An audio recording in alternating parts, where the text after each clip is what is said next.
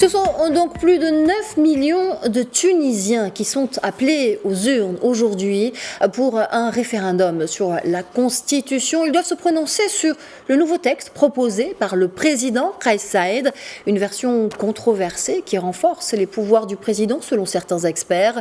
L'enjeu majeur est donc bien sûr la participation à ce scrutin qui divise dans le pays.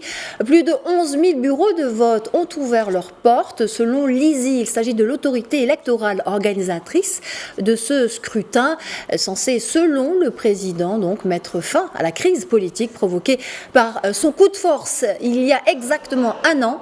Pour rappel, aucun quorum n'est requis pour ce référendum où le oui est donné favori.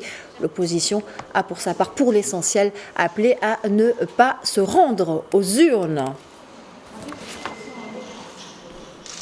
Et je vous propose à présent d'écouter une première réaction du président Kais Saïed après l'ouverture des premiers bureaux de vote. On l'écoute.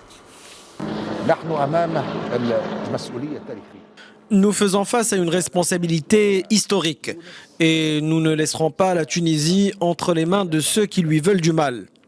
Je suis très optimiste par rapport au peuple tunisien qui sera au rendez-vous et je l'invite à exprimer sa voix et faire son choix en toute liberté.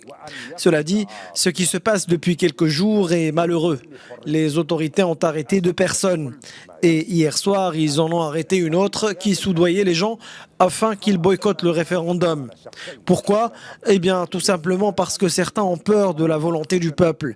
Ils ont peur quand le peuple s'exprime. Heureusement, le peuple tunisien est un peuple conscient et l'histoire ne se répétera pas, car toute histoire qui se répète est mauvaise. Concernant les appels au boycott, les gens sont libres de dire non au référendum. Je ne dicte d'ordre à personne. Mais comme je l'ai dit, le peuple tunisien est conscient et il démontrera le jour J aux boycotteurs qu'ils ont tort.